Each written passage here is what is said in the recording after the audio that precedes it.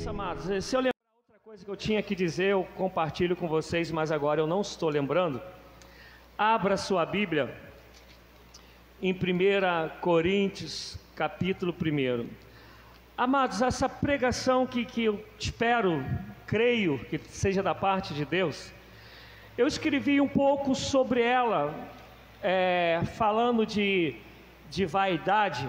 Eu escrevi sobre ela e coloquei no Instagram, mas também coloquei no grupo da igreja. Não sei quantos chegaram a ler. Coloquei no Facebook, onde eu falava baseado em Coríntios, na carta de Paulo aos Coríntios, eu falei sobre essa incrível tendência que nós temos para vaidades, para orgulhos, para prepotência.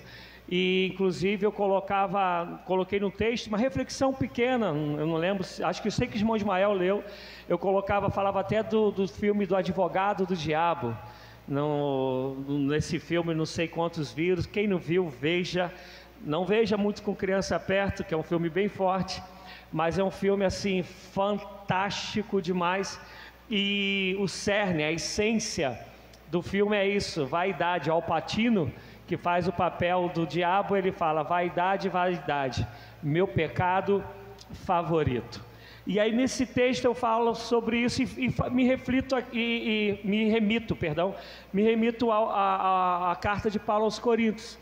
E diante disso, algumas coisas que a gente vai tomando conhecimento, e eu quis crer que já estava com isso no meu coração, e com esses conhecimentos que a gente vai tomando, eu quis crer que era tempo de estar falando sobre o que eu vou estar falando agora. Primeira carta de Paulo aos Coríntios, capítulo 1.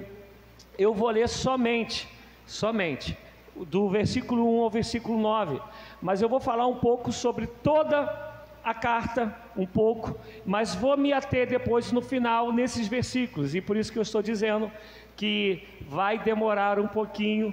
E eu sei que 9 horas tem jogo do Brasil, eu sei que 10 horas a gente tem a seleção, a gente tem a oração, mas a gente deve passar um pouquinho aí das 9, tá?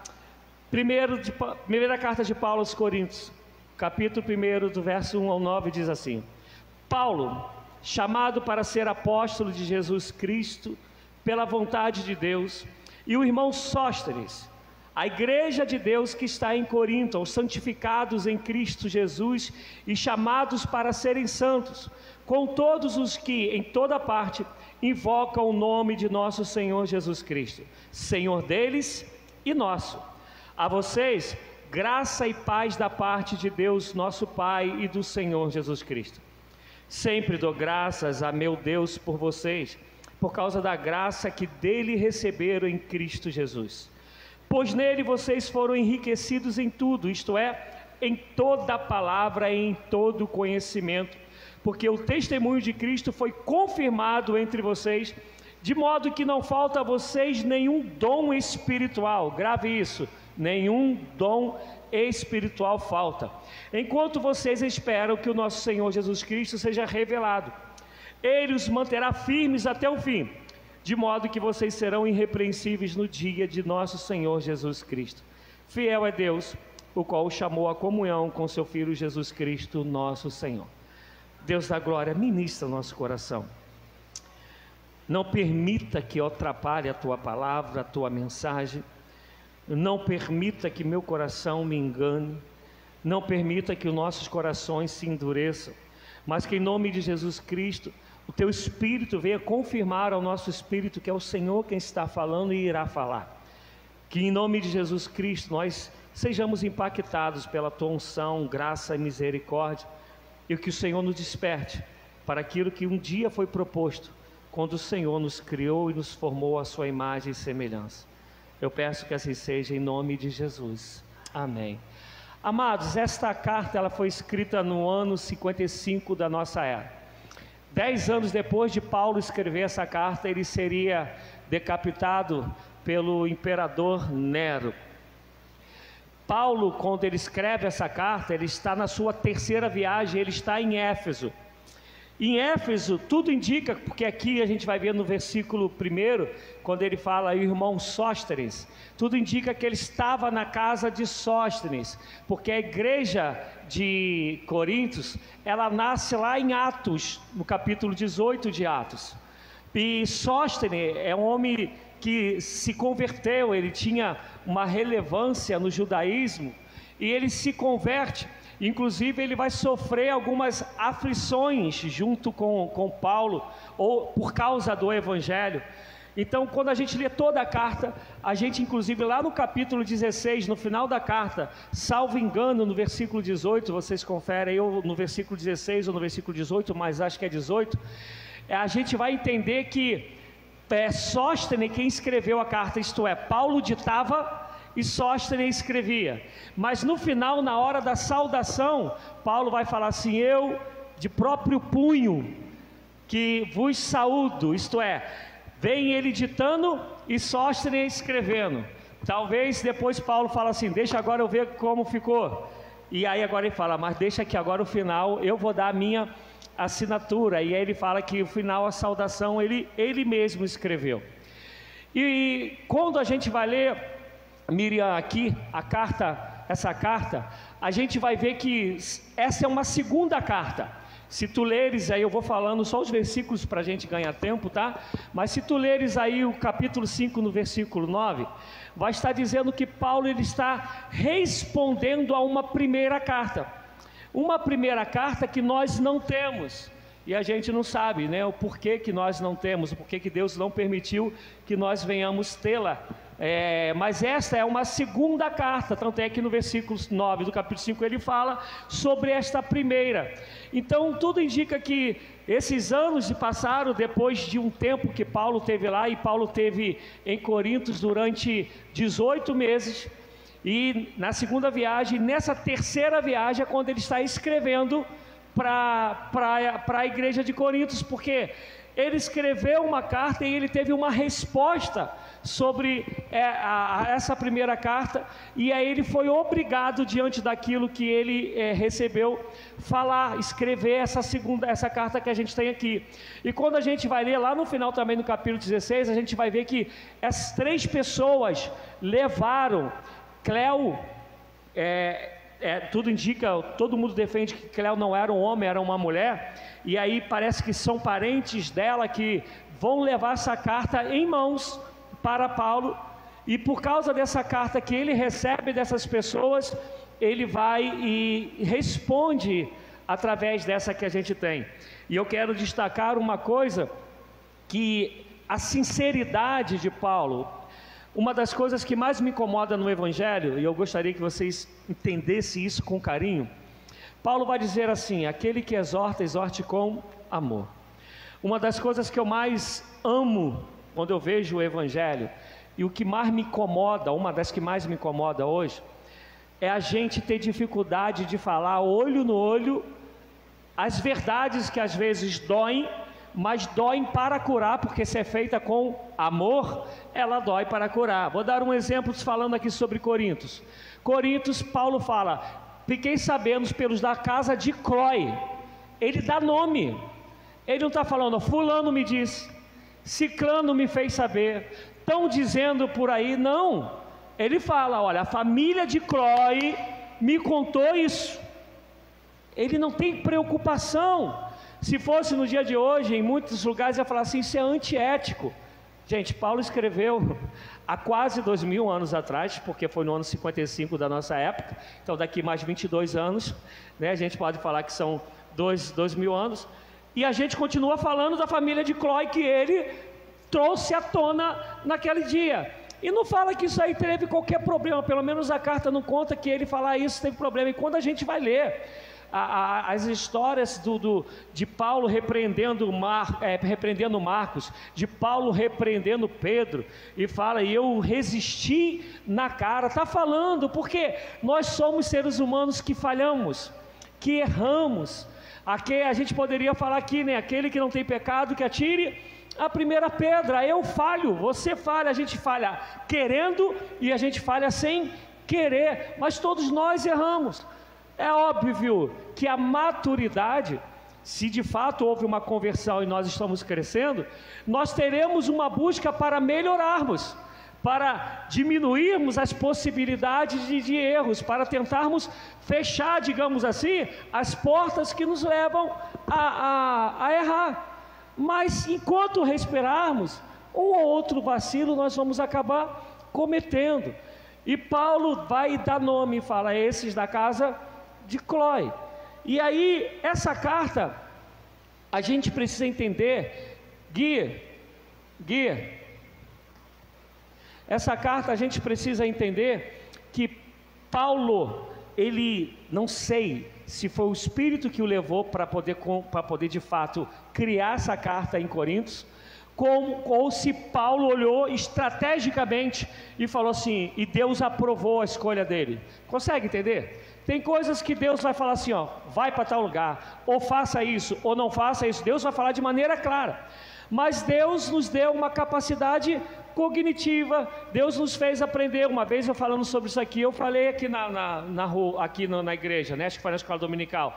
Ninguém que vai atravessar a rua, está vindo um carro bem próximo, numa determinada velocidade, vai falar: Deus, é para eu atravessar agora ou não? Não vai. Deus fala assim: pô, tá brincando comigo, né? Te dei um cérebro, te dei uma capacidade de raciocinar, pô, tu tá vendo que se você atravessar agora o carro vai te atropelar? Pô, hein? Então, se tem coisas que Deus não vai falar, que Ele nos deu uma capacidade, uma possibilidade de raciocínio, que muitos deles a gente chama inclusive de raciocínio lógico.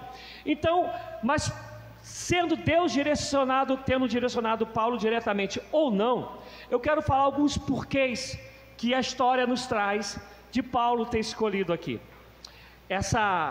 Essa cidade era uma cidade portuária, e nós sabemos que quando é porto vem gente de tudo quanto que é lugar. Essa cidade, ela tinha 2 rios a ela, o Egeu e o Icônio, um negócio assim, que possibilitava esse porto, inclusive o porto de Cencreia, que era o mais famoso, fazer com que as pessoas que queriam fazer comércio, que queriam, inclusive a filosofia, ela crescia muito aqui. E por quê? Porque era um lugar de acesso fácil para todo mundo. Além disso, nessa cidade tinha dois deuses, né? Que era Afrodite e era a Diana, e era Afrodite chamada também como a Diana, e o Apolo, que eles eram muito famosos, eram deuses que inclusive hoje quando a gente vai ver filme, vai falar sobre a mitologia grega, a gente fala da deusa Diana. Na minha época tinha a Mulher Maravilha, né? Que inclusive fizeram um filme há pouco tempo, ela está aí nesses filmes, mas na minha época tinha a série da Mulher Maravilha, que o nome, Ira se lembrou, que inclusive o nome dela era Diana, porque era essa deusa Diana. E essa deusa Diana, depois se você for ler aí no capítulo 6, no versículo 9 até o 11 de 1 Coríntios, vai estar falando sobre aqueles que foram levados à imoralidade sexual. Aí ele vai dizer sobre os alcoólatras, os sodomitas, os homossexuais não herdarão o reino dos céus. Aí ele vai dizer assim, uma coisa que um dia vocês já foram. E aí falando inclusive da atualidade, né, que o pessoal aí que defende que a pessoa nasce homossexual e isso não tem jeito, a gente enquanto cristão sabe no dia a dia que um montão de gente que um dia foi e se converteu, hoje não é mais. Mas aí no 1 de Coríntios, capítulo 6, 9 a 11, Paulo está falando isso, olha, quando eu estiver aí pregando, vocês que por causa do Apolo, porque uma das características dessa divindade, entre aspas, que é o Apolo, ela fazia com que os homens buscassem corpos maravilhosos, e esses homens acabavam no final se inclinando para o homossexualismo, para uma relação sexual de homem com homem. Quando você vai ler lá Romanos, Paulo trata sobre isso de novo.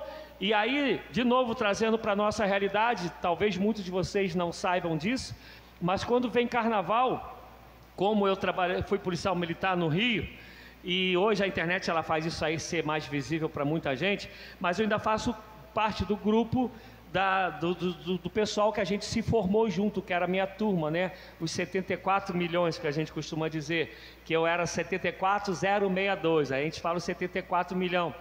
E quando chega carnaval, você vai ver blocos de homens, tudo bonitão, fortão, tudo se pegando, tudo beijando na boca, e só marombadão, só bonitão, fortão, e tu fala assim, minha gente, como é que pode?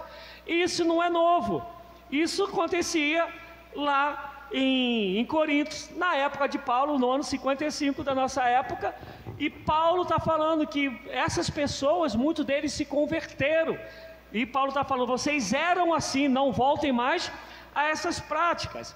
Além disso, tinha a deusa, a Afrodite, que ela tinha as suas sacerdotisas, que vai dizer que, alguns historiadores dizem que tinham mais ou menos 1000 sacerdotisas, que era para o culto a Diana, culto esse que era realizado através da relação sexual, e um período lá, elas desciam para poder pegar esses homens que estavam chegando no porto, né, e levar esses homens para essa atividade, para poder cultuar a deusa. Então, Paulo, quando ora esse lugar e fala, olha só, esse lugar precisa muito do Evangelho. Vem gente de tudo quanto é lugar, tem aí esses deuses que o pessoal vem adorar. A imoralidade sexual em Corinto, ela era tão forte, mas tão forte, que até hoje, quando historiadores vão falar sobre Corintos, eles usam o verbo corintianizar. É difícil falar, corintianizar. E não tem a ver com o time do Corinthians, não, né? Ele está falando sobre imoralidade sexual. Isso era algo tão forte, de todos os tipos, que se tornou um verbo. Falar de Coríntios se tornou um verbo, porque sabia que quando estavam falando sobre isso, estava falando sobre todo tipo de torpeza, de imoralidade sexual. Então, às vezes a gente olha hoje, né, imoralidade sexual, como estamos vivendo hoje em dia, essa deturpação, e achamos que isso é novo, amado. Satanás, de tempo em tempo, ele repete as mesmas estratégias. O problema é que Deus precisa, por causa da gente, também de tempo em tempo, estar nos despertando para que as estratégias de Satanás elas não sejam vitoriosas. E meu desejo é que nos tempos que estamos vivendo, bem parecido com Coríntios, Deus nos levante para sermos boca de Deus contra essas armadilhas de Satanás. Outra coisa que eu entendo ser muito estratégico, e por isso Paulo ele escolheu essa cidade para poder levantar ali uma igreja, era por causa da filosofia grega, que era o helenismo, que era a consciência do povo daquela época. Ali era o berço, inclusive, que é onde eu vou chegar daqui a pouco, quando vai falar sobre Apolo. Apolo era um grande orador, porque ele vinha dessa filosofia, dessa área da filosofia grega, onde o forte do filósofo sempre foi a oratória. E antigamente esses filósofos, hoje tem, né, lá o café filosófico, a gente vê aí na televisão, no teatro, mas antigamente não era assim. A pessoa ia para a praça e na praça começava a defender filosofia, defender os seus poemas, aqueles que eram poetas. Então o berço, digamos assim, a concentração, melhor dizendo, o berço não, mas a concentração da filosofia grega, ela estava ali em Corinto. Por quê? Porque tinha essa multidão de pessoas de tudo quanto é lugar, e o filósofo que queria vender a sua ideia, vender o seu peixe, divulgar os seus pensamentos, qual era o melhor lugar para ele ir? Onde tem gente de tudo quanto é lugar. E outro mais, um montão de gente ali, e essas pessoas vão se convertendo, que são de outras cidades, outras nações. O que acontece com o Evangelho? O Evangelho vai se expandindo para outros lugares. Por essas razões todas, nos fazem crer que Paulo, ele escolheu Corintos, e ele nunca ficava muito tempo numa cidade, mas em Corintos ele ficou 18 meses pregando o Evangelho. Só que os anos passam, e na terceira viagem ele recebe essa carta, e alguns pontos chaves dessa carta, e eu não vou pregar sobre eles, mas só para a gente entender, eu quero que você olhe aí o versículo 2, está assim, ó: a igreja de Deus que está em Corintos, aos santificados em Cristo Jesus e chamados para serem santos. O que Paulo está dizendo? Que a igreja do Senhor foi chamada para ser santa, para viver em santidade, para se santificar. E aí você repara que ele está falando assim, olha só o que ele está falando, que nós somos santos, mas fomos chamados para nos santificados. Aos santificados em Cristo Jesus, chamados para serem santos. Isto é, quando Jesus nos resgatou e nós nos entregamos a Ele, nós fomos justificados. Por causa dessa justificação, nós nos tornamos santificados. Mas aí é um convite para nós sermos santos. Isto é, nós fomos santificados, justificados. Fomos chamados para sermos santos, que é o que a gente vai chamar dessa conversão diária, sobre essa transformação que nós vamos vivendo todo dia.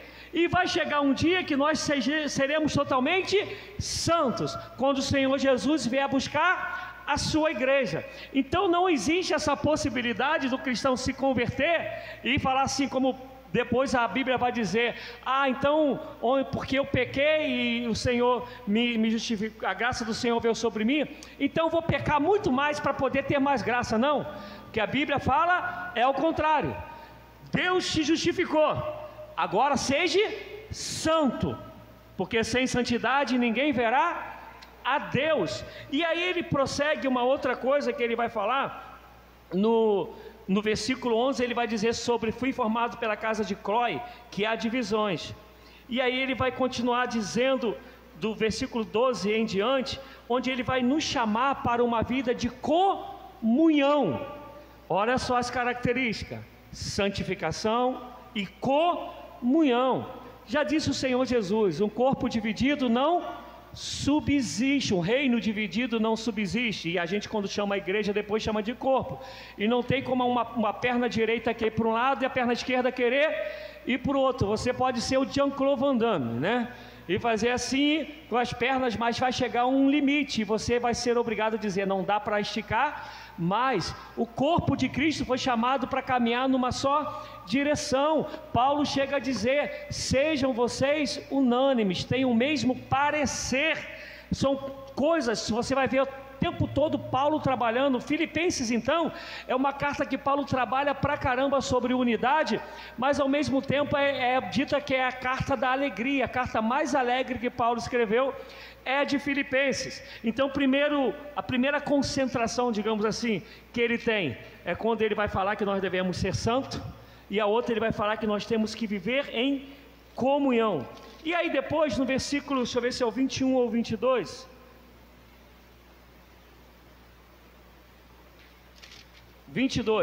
os judeus pedem sinais milagrosos, os gregos procuram sabedoria. Nós, porém, pregamos a Cristo crucificado, qual de fato é escândalos para os judeus e loucura para o gentio. Mas o que foram chamados tanto judeus como gregos, Cristo é o poder de Deus e sabedoria de Deus. Qual é a outra ênfase de Paulo? É dizer que a pregação que temos que fazer é sobre Cristo. E ele ao mesmo tempo ele está dizendo: se existe igreja, ela só existe por causa de Cristo. E a igreja não é do pastor Rogério, a igreja não é do bispo Bruno, a igreja não é da igreja metodista, não é da batista, a igreja é do Senhor Jesus, e acabou. Quem levantou a igreja, quem criou a igreja, quem formou a igreja, quem sustenta a igreja, quem dá graça à igreja, quem dá dons à igreja, quem dá talentos à igreja, quem capacita a igreja é o Senhor Jesus. Acabou. Não existe isso, o cara ali é dono da igreja. Pode ser qualquer igreja, não é de Jesus. A igreja é do Senhor Jesus. Dito isso, só para a gente entender um pouco sobre a história de Corinto, eu quero destacar algumas coisas. Versículo 1, Paulo vai dizer assim: Paulo, chamado para ser apóstolo de Jesus pela vontade de Deus, e os irmãos Sóstenes. Paulo está falando que ele é apóstolo, e eu quero que vocês entendam alguma coisa aqui. A palavra apóstolo, ela tem função de alguém que representa alguém que fala no nome de alguém, mas como se fosse esse próprio alguém falando. É como se eu dissesse para o Guilherme: Gui, vai ali e no meu nome diga isso, isso, isso, isso. Fala no meu nome, como fala que sou eu que estou falando. Então, quando o Guilherme vai, ele é apenas o mensageiro para eu chegar até o lugar onde eu quero ir. Deu para entender? Isto é, ele tem a autonomia de me representar. Hoje a gente usa algumas coisas jurídicas, uma delas é chamada procuração. Fulano tem a procuração de ciclano. E às vezes o ciclano está no outro país e esse fulano tem aqui uma procuração que dá para ela resolver, fazer algumas coisas como se fosse a própria pessoa. E é mais ou menos isso. Então, só que a palavra apóstolo, ela significa também isso, o enviado, aquele que está indo dar um recado. E por isso que em alguns momentos a gente vai ver falando que Epáfras era apóstolo. Entendam isso, porque hoje a gente tem muita doideira aí na rua. Quando fala que Epáfras era apóstolo, não está falando que ele é apóstolo nessa mesma categoria de Paulo e os outros discípulos que Jesus chamou e fez deles apóstolos. Por quê? Porque quem chama os 12? Jesus. Quem chama Paulo? Jesus. Atos 9, caminho para Damasco, o próprio Cristo aparece a ele. Há uma boa parte de teólogos, e eu concordo com eles, que vai dizer que quando Matias foi chamado para ser apóstolo, não foi o Senhor Jesus quem escolheu. Quando a gente vai ler em Atos 6, inclusive vai dizer que pareceu bem aos apóstolos e ao Espírito Santo escolher a Matias. Mas está dizendo lá que pareceu bem, não está falando que o Senhor Jesus que escolheu. Tanto que acaba a história de Matias ali. Você não ouve mais falar de Matias em lugar nenhum da Bíblia. Já repararam isso? Que Matias aparece ali falando que ele foi escolhido e depois eles somem. Mas depois o Senhor Jesus chama Paulo, que até então é Saulo, e é o Senhor Jesus que chama. Então uma das grandes defesas para que alguém seja apóstolo, é apóstolo porque Jesus apareceu a eles diretamente, Jesus o chamou diretamente. E hoje, por isso que Paulo vai dizer, eu sou o último dos apóstolos, eu sou como alguém nascido fora de tempo. Ele vai dizer que eu não sou merecedor, eu sou como alguém que não era para ser, mas Deus fez, mas ele vai falar, eu sou o último. E ali o verbo é o aoristo, que eu expliquei uma vez aqui, que é alguma coisa que é feita uma vez, não tem mais como se fazer de novo. E o exemplo que eu gosto de dar é quando eu falo, quando você quebra alguma coisa, quando você rasga alguma coisa, você pode até costurar, colar, mas nunca vai ser a mesma coisa, não tem mais. Então Paulo está falando, eu sou o último dos apóstolos, depois dele, nesse ser amado por Deus. E o que esses apóstolos, esses 12 fizeram? Eles trouxeram as revelações da palavra de Deus. Então ninguém mais pode dizer hoje, Deus falou para mim que tem que ser feito assim. Por isso que a Bíblia inclusive fala aí daquele que acrescentar ou retirar uma vírgula, um pingo, o que for da palavra de Deus, porque Deus levantou esses 12 para estabelecer aquilo que nós chamamos hoje de Novo Testamento. Não tem mais ninguém. Agora, se a palavra apóstola é para dizer isso, que Epáfras tinha ido levar uma importância de valor, e aí Paulo está falando assim, Epáfras foi o seu apóstolo enviado por vocês. Por quê? Ele é esse mensageiro representando aquele que o enviou. Então ali o apóstolo é somente como este mensageiro, e não alguém que Deus falou diretamente para estabelecer normas, regras e diretrizes da parte de Deus. Amém? Está entendido isso, gente? Então se alguém chega hoje e fala para você, eu sou apóstolo, se ele é apóstolo nesse sentido de enviado, eu e você somos. Jesus nos enviou para pregar o evangelho a toda criatura. Ele falou que nós faremos isso no nome dele, tanto é que ele vai dizer que somos embaixadores de Cristo. Então, quer dizer, nesse sentido, todos nós somos apóstolos, somos mensageiros do Senhor. Agora, o que passou disso é procedência maligna. Está claro isso, gente? Por isso que eu falei, hoje a gente vai demorar um cadinho, que eu ainda não estou nem pregando, eu só estou fazendo a gente entender os pontos do que a Bíblia vai nos trazer. Então quando Paulo está falando que ele é apóstolo, sabe por que ele está fazendo isso? Porque Paulo que, digamos, faz essa igreja nascer, é Paulo quem prega ali, como eu falei lá em Atos 18. na sua segunda viagem missionária. Mas quando a gente continua lendo o texto, que daqui a pouco, que é onde eu vou pregar mesmo, ele vai falar sobre as divisões que está acontecendo na igreja, onde uns dizem, eu sou de Paulo, mas aí o tempo vai passando, se levanta um povo que começa a desmerecer Paulo, e uma das coisas as duas coisas principais aqui que está acontecendo, que desmerecem Paulo, é primeiro porque Paulo não estava entre os 12, então, vou dar um exemplo, eu cheguei aqui, já tinha gente convertida há muito tempo aqui, então um dia, digamos, veio Paulo aqui e pregou o evangelho, depois disso outras pessoas foram se convertendo, foram chegando e começaram a falar assim, mas Paulo não estava entre os 12, eu estava lá estudando, vendo, ele não está entre os 12, como que ele é apóstolo?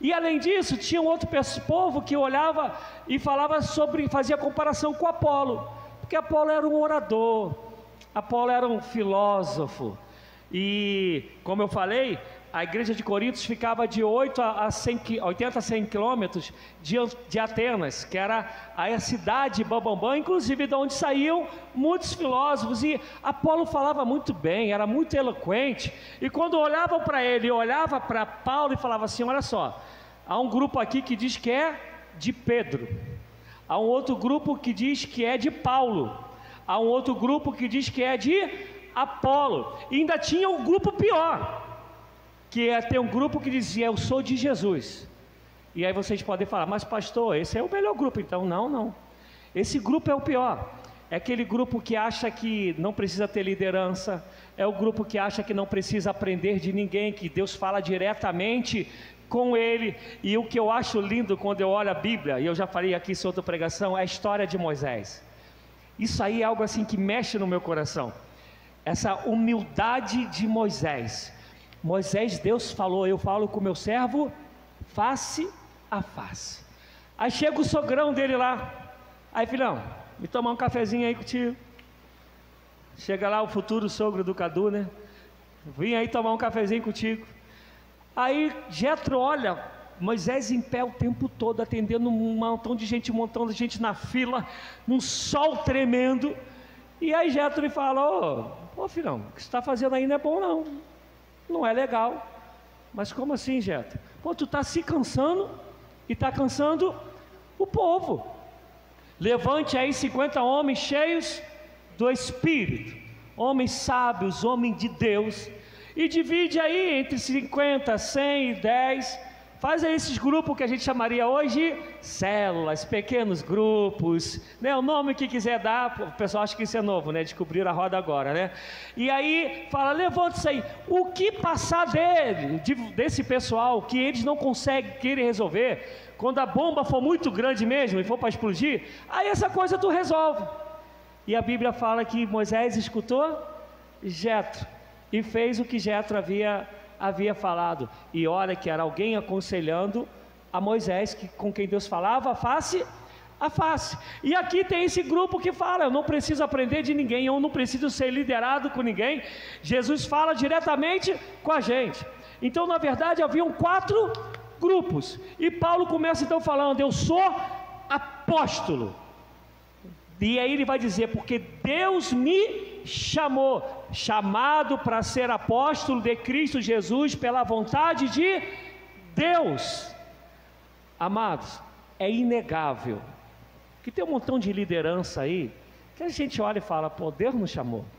Isso eu falo das lideranças que a gente poderia falar de pequenos grupos, de sociedade, de ministérios, e a gente poderia falar sobre pastores, bispo, qual o nome que você quiser dar, que a gente vai olhar e falar assim, gente, isso não é de Deus, mas que muitas das vezes a instituição ou o grupo onde está estabelecido permite que essas coisas aconteçam. Inclusive ontem algumas pessoas, Rebeca, o pessoal lá falando que lá na oficina, né, que teve lá de música, uma das coisas que o pastor que ministrou, o pessoal ficou encantado, Gabriel, o pessoal ficou encantado com a oficina ontem de música que teve lá, dizendo que uma das coisas que o pastor falou é isso, que às vezes a pessoa está no ministério de oração, está no ministério de música, porque acha legal, porque às vezes tem até o talento, mas o chamado dela é para o ministério de oração, o chamado às vezes é para ser recepcionista, mas porque canta ou toca, confunde esse saber cantar, esse saber tocar com o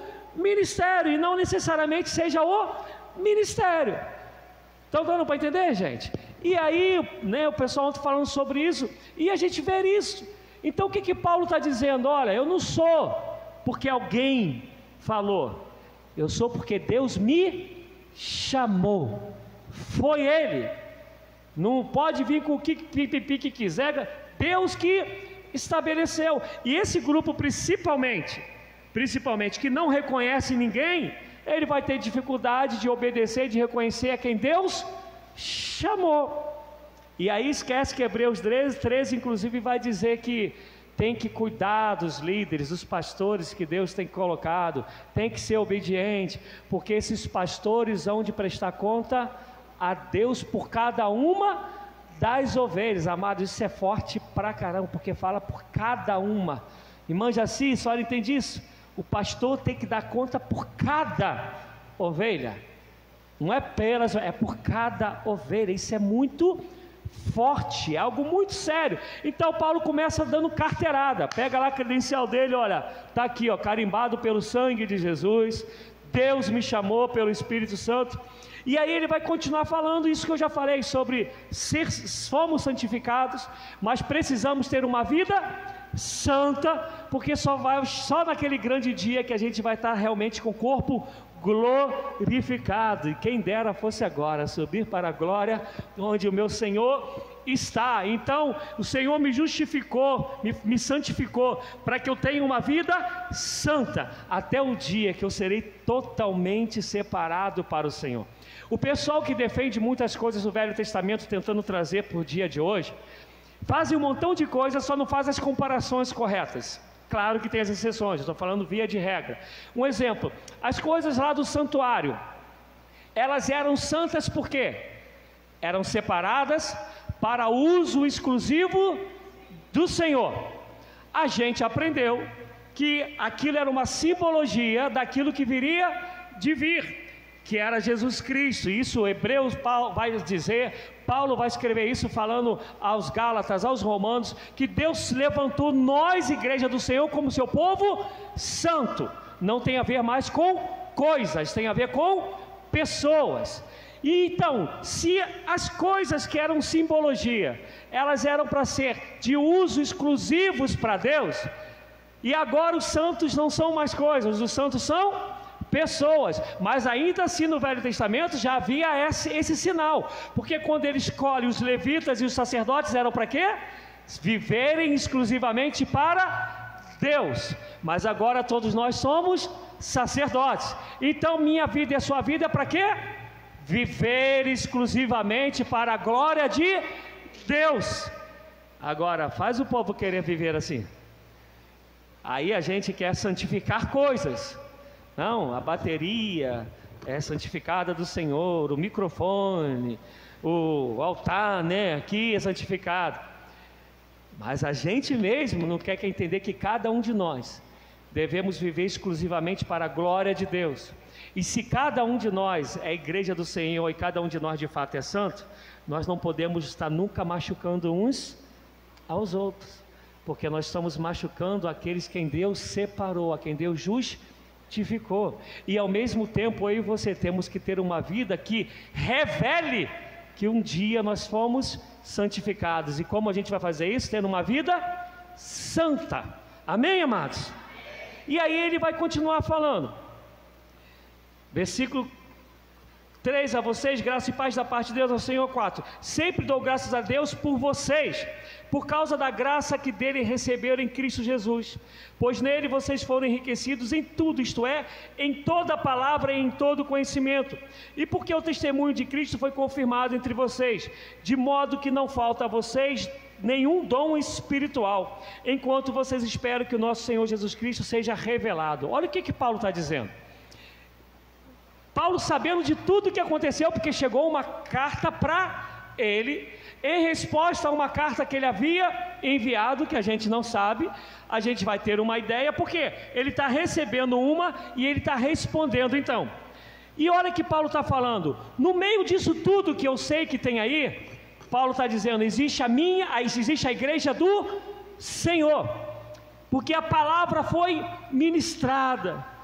E aí, o que eu quero atentar por causa do horário, senão eu ia passar muito, eu quero atentar que ele fala assim, olha, não lhes falta dom nenhum. Quando você pula para 1 Coríntios 12, até 14, ele está falando sobre dons espirituais.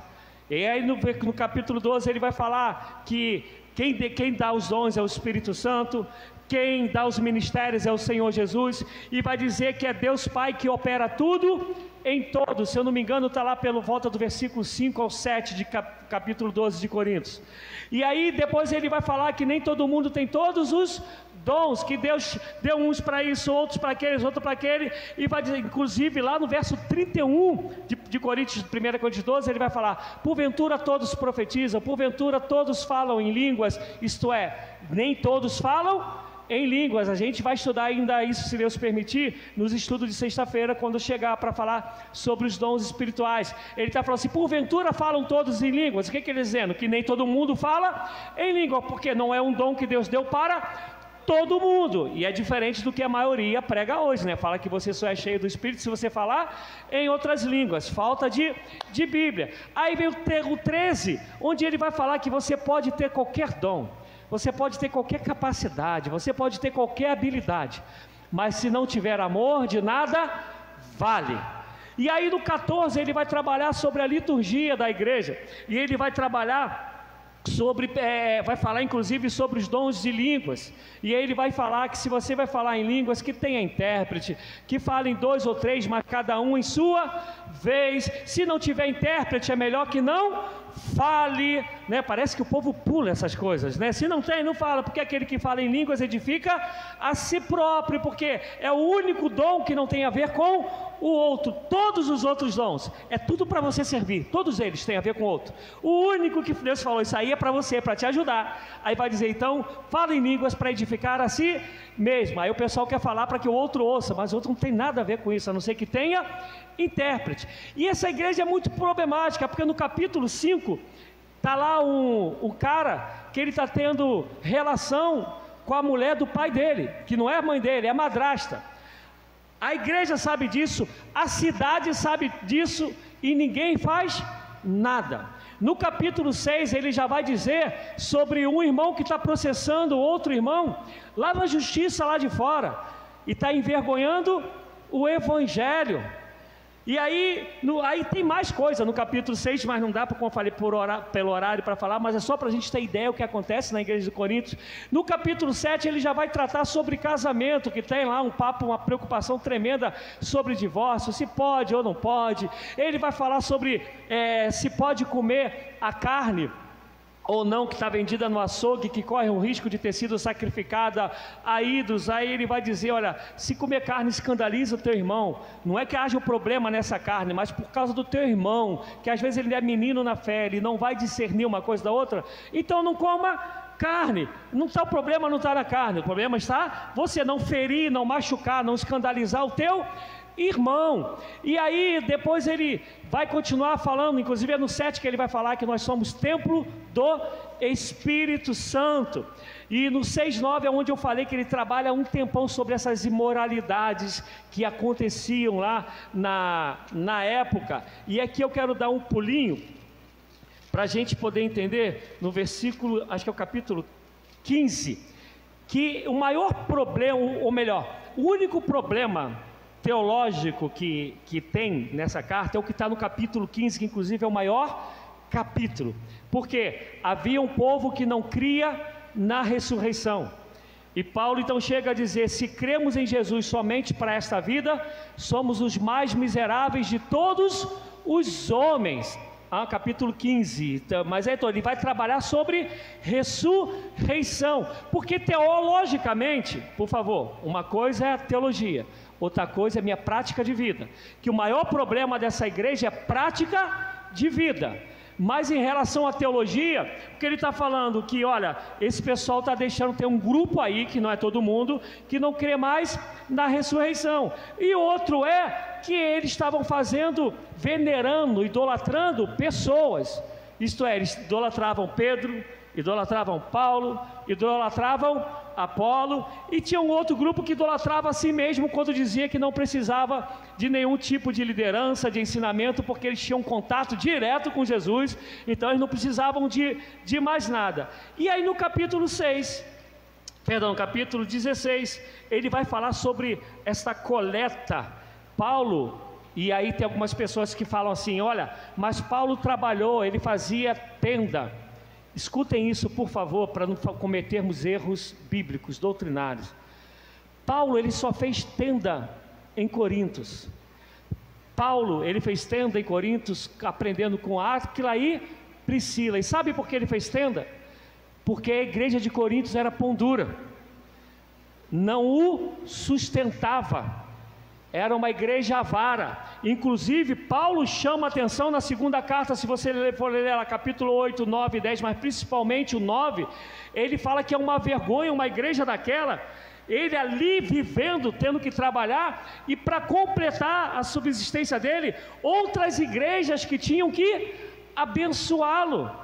Paulo, ele bate, as pessoas defendem para falar assim, olha, mas Paulo trabalhava assim. Não, ele trabalhou aqui em Corintos, porque ele encontrou um pessoal que não honrava o ministério dele, o chamado dele, e aí outras igrejas enviavam aquilo que ia faltar para ele não ter falta nenhuma, suprir a necessidade dele. E ele está falando para Coríntios, é uma vergonha para vocês. Mas para não ser pesado a vocês, eu estou aqui fazendo tenda, e aquilo que vocês não cobrem, tem um outro grupo que está cobrindo, porque vocês são pão duro, são avaro, não honram aqueles que Deus chamou para te abençoar, para ser homem, mulher de Deus, aqui no caso ele falando dele, homem de Deus, na sua vida. E aí ele vai tratar sobre isso, até que no final vem as saudações finais. E continuando, isso é para a gente entender que ele está falando de uma igreja cheia de problema, mas uma igreja que não faltava dom nenhum.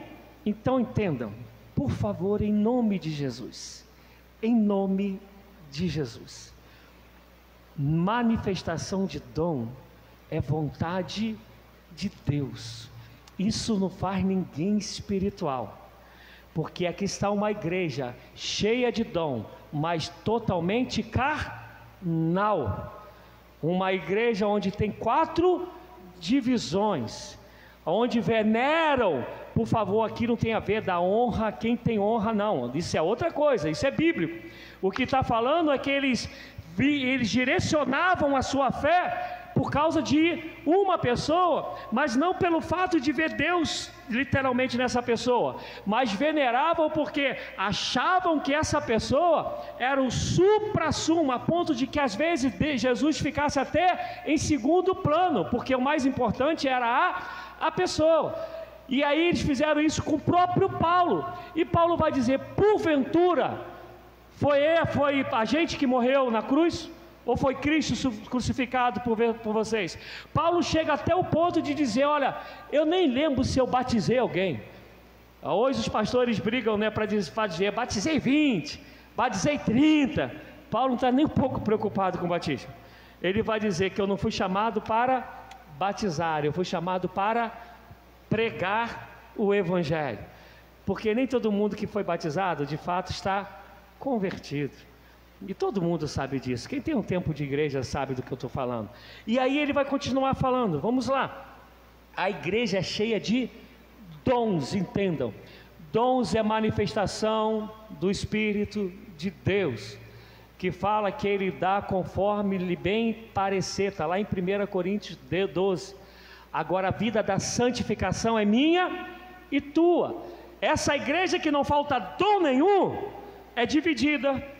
Tem fofoca, tem carnalidade, é filho pegando a madrasta que é casada com o pai, é irmão processando o irmão lá fora, é uma confusão no casamento. Se a gente lembrar que eu não falei, lá em 1 Coríntios 11, ele vai falar sobre a ceia, a partir do versículo 17, a ponto de dizer, quando vocês se reúnem, não é para o bem. Se não é para o bem, obviamente é para o mal. Aí está falando que a igreja cheia de dom, ficavam chapados. Quem tinha muita comida, comia tudo e deixava aquele que não tinha comida cheia de fome, porque não compartilhava. Mas é a igreja cheia de dons espirituais, mas totalmente carnais.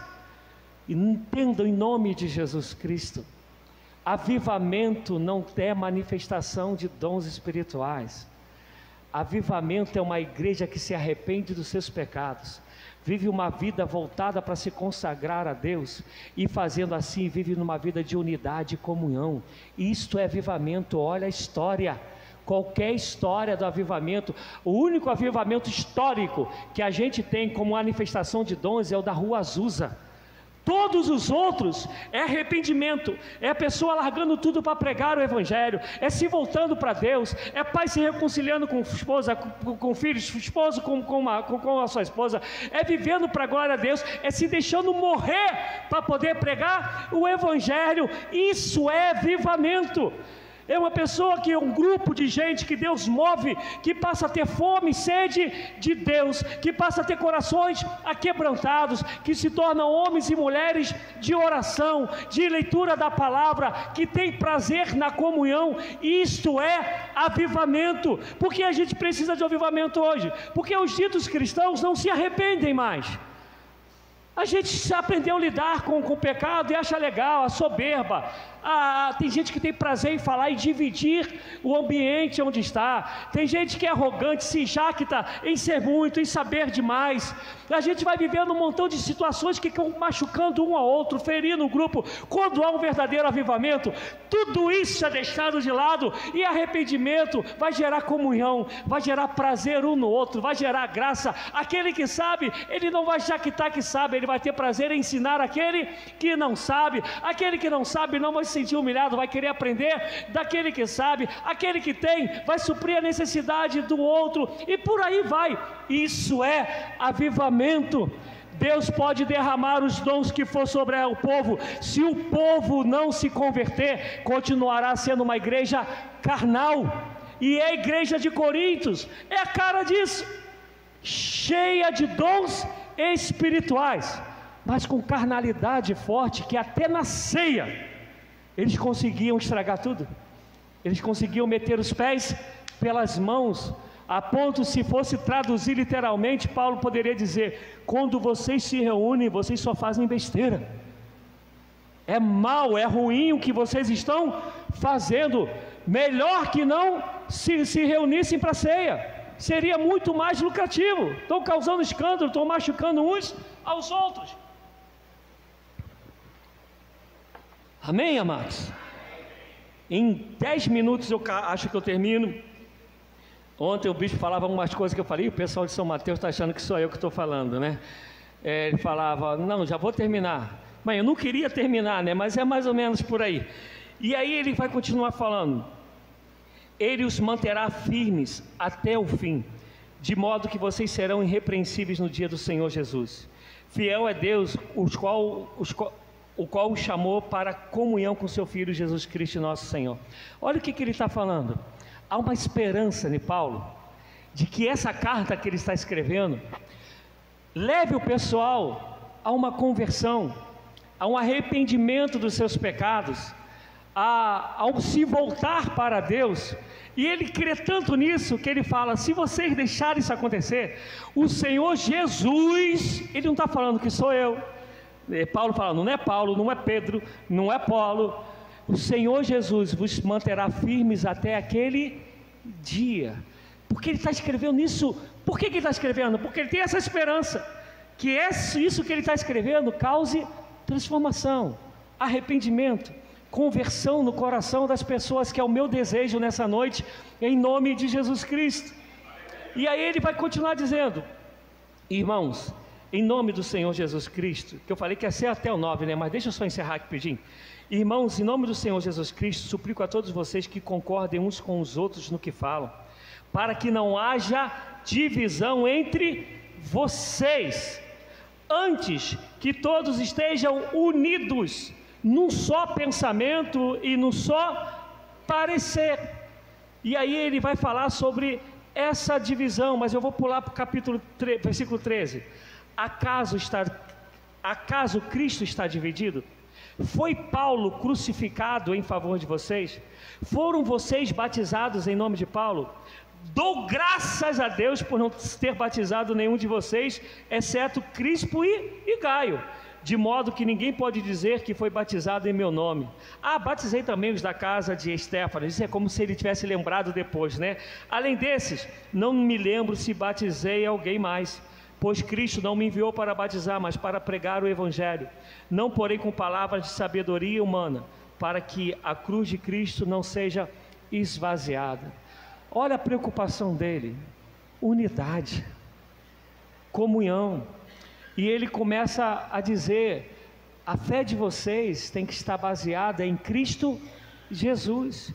E olha que Paulo, ele sabia quem ele era. Tanto é que quando a gente continuar lendo, se a gente for chegar lá nos dons, ele vai falar: eu falo mais língua do que todo mundo. Quando chega em 2 Coríntios 12, ele vai falar que ele foi levado até o terceiro céu. Paulo sabia quem ele era, mas por saber quem ele era, ele direcionava tudo para Cristo. Por acaso eu morri na cruz? Por acaso até eu batizei? E aí ele vai lembrando no processo, porque foi tão difícil ele lembrar de alguém que ele batizou, que ele está dizendo: porque eu fui chamado para pregar. A igreja, ela é do Senhor Jesus, ela não é do homem. E sabe por que a gente vive o que a gente está vivendo hoje, amados? Porque a gente não aprendeu o que Paulo está ensinando aos Coríntios, que nós vamos ver os mesmos erros acontecendo no dia de hoje. As divisões na igreja, pessoas que não querem ser ensináveis, não querem ser submissas, pessoas que são orgulhosas, prepotentes, pessoas que fazem grupinhos, pessoas que confiam em si mesmo. E aí a gente não aprendeu lá, quando em Jeremias o Senhor vai dizer: maldito é o homem que confia no homem, que erroneamente a gente está achando que é maldito o homem que confia no outro. Não, está dizendo lá: maldito é o homem que confia no homem, que confia na força dos seus próprios braços, antes não confiam no Senhor. Isso é, aquela pessoa que acha que não precisa de Deus, que ela se basta, ainda que ela fale como o grupo daqui, no nome de Jesus. Eu falo direto com ele, a gente é parceiro. Paulo está dizendo que ele botou a gente para um ajudar o outro. Por isso que quando ele diz aqui, sejam unidos de um mesmo parecer, aqui ele não está dizendo que todos nós somos iguais, que todo mundo vai gostar do preto, do branco, do verde, do amarelo, todo mundo vai gostar de calça comprida, de short, com o mesmo tipo de carro. Não, não é isso.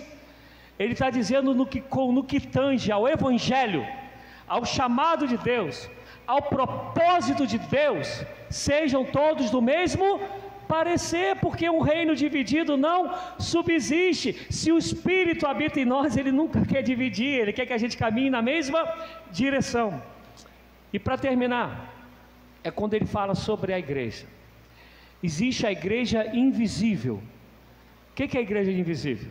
É a igreja do Senhor espalhada sobre os 4 cantos da terra. Tu está vendo a igreja que está na Coreia agora? Nem eu. A que está lá no Sudão, nem eu.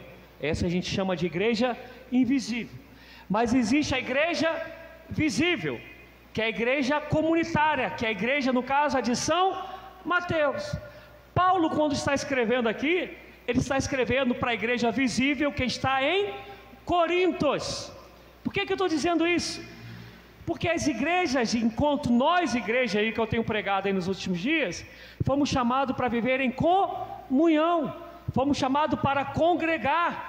E por isso ele está dizendo: vocês, igreja de Corintos, sejam do mesmo parecer.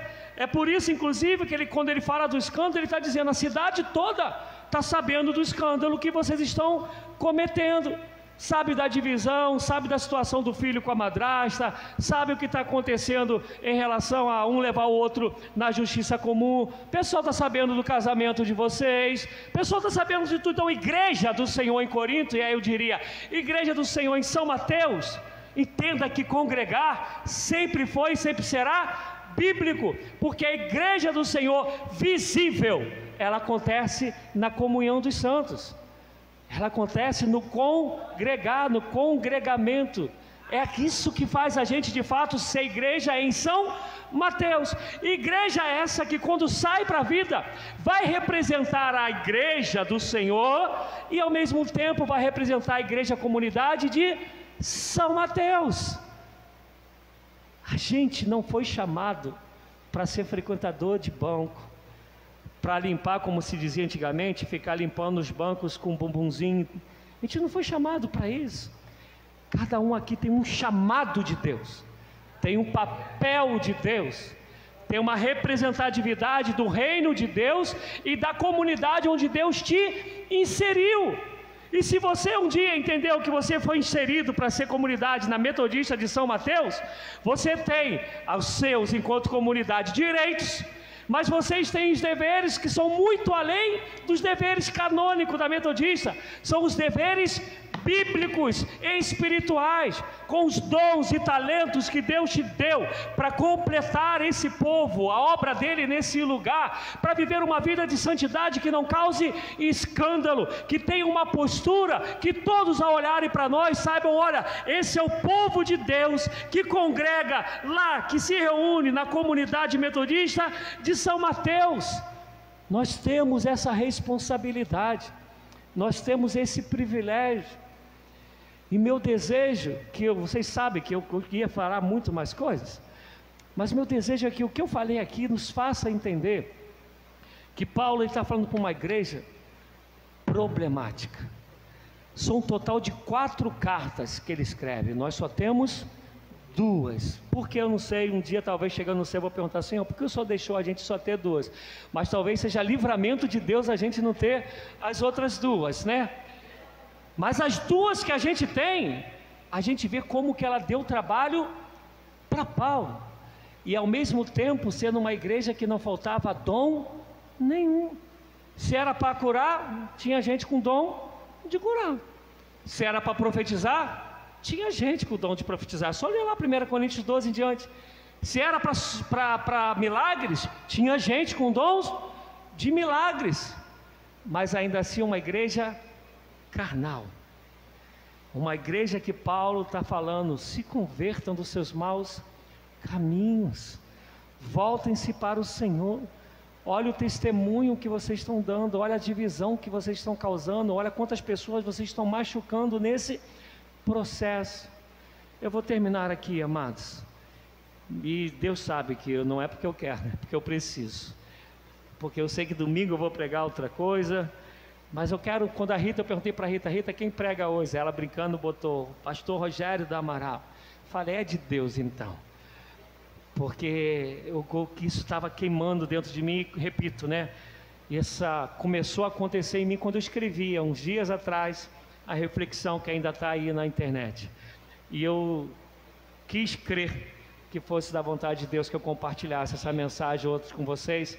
Não sei como ficou o som ali, porque o meu desejo é que isso possa ser compartilhado para toda a igreja. Depois então vou ajeitar e botar lá para a gente assistir. E que o Senhor continue a ministrar nos vossos corações. Que isso promova em você, em todos aqueles que ouvirem, promova mudança, transformação, vigilância, temor a Deus e uma responsabilidade cheia de alegria e gratidão, por podermos ser instrumentos de Deus nessa terra, por podermos ser a igreja do Senhor Jesus. Amém? Vamos ficar.